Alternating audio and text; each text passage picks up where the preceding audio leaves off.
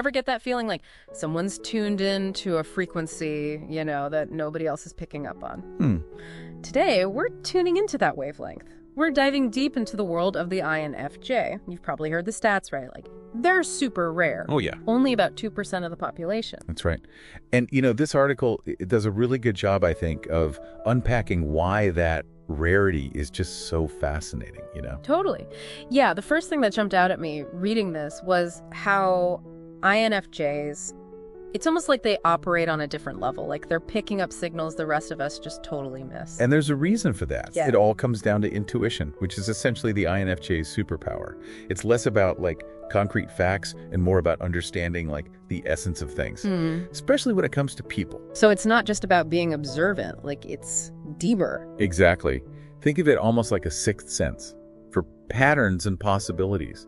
An INFJ might walk into a room and just sense the energy, or meet someone new and just understand them on a level that surprises even themselves. Okay, now that's where it gets really interesting, I think, for anyone who actually knows an INFJ, because this article talks about how that same intuition, it can lead to them feeling like outsiders, even if they're they're good with people.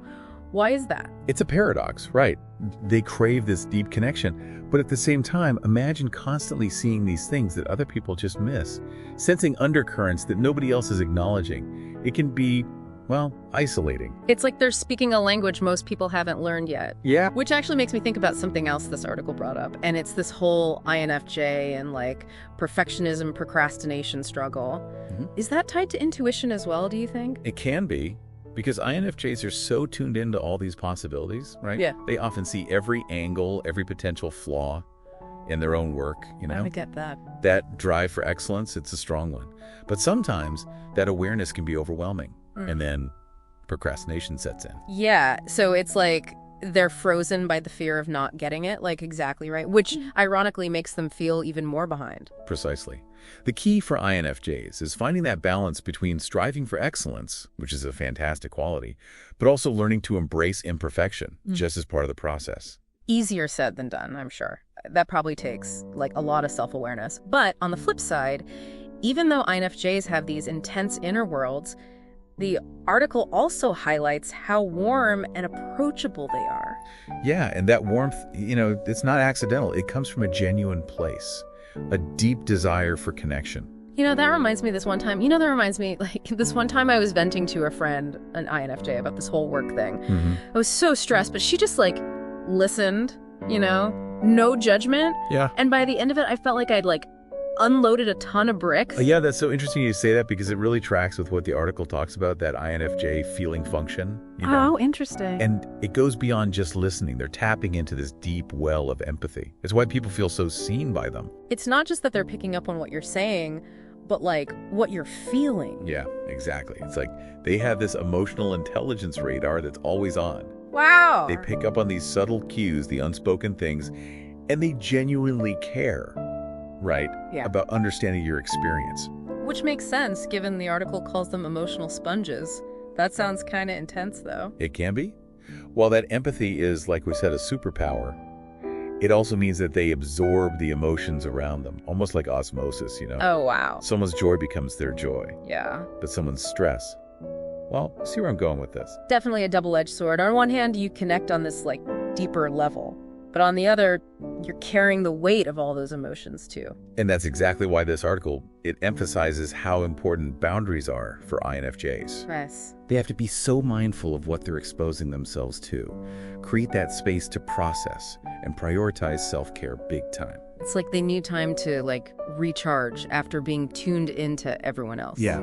Speaking of, the article also talks about how even though INFJs are stereotyped as shy, they actually crave connection. Right. And it's so crucial to understand that being introverted for INFJs, it's not about being antisocial at all. Right. They love those meaningful relationships. But that being said, they recharge in solitude, drawing energy from those rich inner worlds of theirs. So it's not about avoiding people, but just finding that sweet spot. right? Between connecting with others and honoring that need to like process and recharge solo. Exactly. And you know, that need for solitude, it actually ties into another INFJ hallmark the article dives into, which is their future-focused nature. Okay, so we've got intuition, empathy, this need to recharge. So where does being future-focused fit in with all of that? Well, think about it. If you're constantly absorbing everyone else's energy, you need time to reconnect with your own goals, your own dreams. It's like they need that space to, just clear all the noise and focus on their own path. Precisely. And it's not that INFJs aren't present, it's just that they're wired to see potential, Yeah. both in themselves and in the world around them. And I see. That's a powerful driver in their lives. It's like they have this vision board on loop in their mind. Right. And speaking of visions and expressing themselves, the article mentions that INFJs are often drawn to writing. So what is it about putting pen to paper or fingers to keyboard these days that appeals to them so much? I think it goes back to that feeling misunderstood thing we were talking about.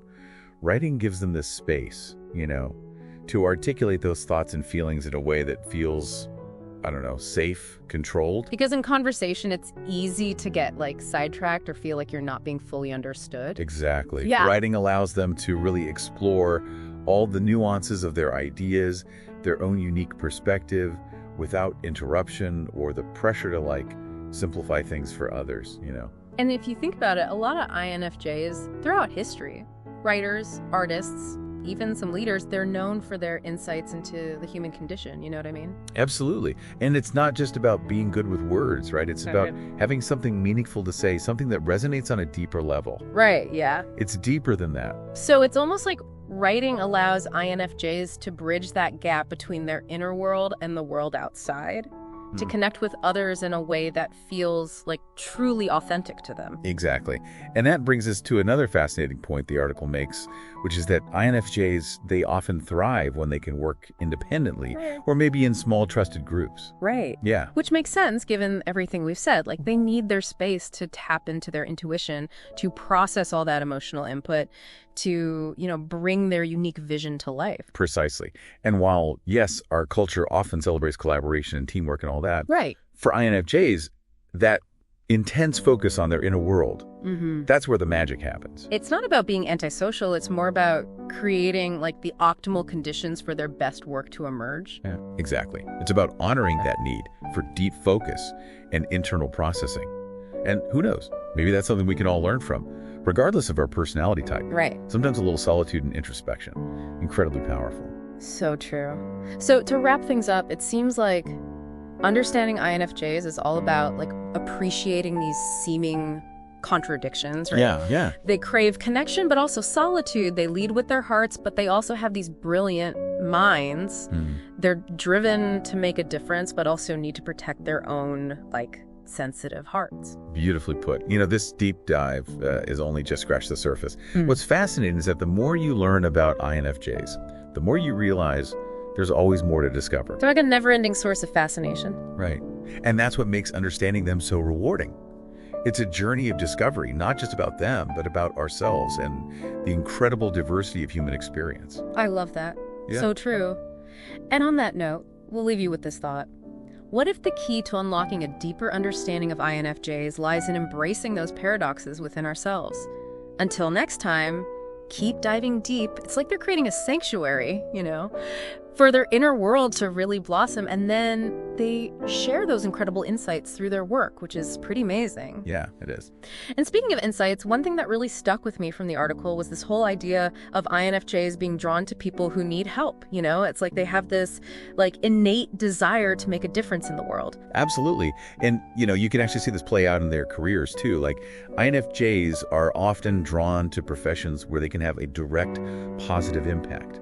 Things like counseling, teaching, social work. That makes a lot of sense. I mean, they're natural empaths, deep thinkers, and they genuinely care about making the world a better place. So Exactly. Although the article does mention, and this is interesting, that this desire to help, it can sometimes, lead INFJs down a bit of a tricky path. Oh, how so? Well, because they feel things so deeply, they can be susceptible to taking on other people's burdens. Right. And that can lead to burnout if they're not, careful. It's like they need to balance that desire to help with setting really healthy boundaries for themselves. Precisely. And that's where self-awareness is so crucial. They need to understand their own needs and limits so they can give to others from a place of strength, not depletion. It's about being like givers, not martyrs, in a way. Exactly. Which I guess ties into something else the article mentioned about INFJs, that they can be incredibly driven and have a really strong sense of purpose, but they can also get stuck dwelling on past hurts or injustices. It's true.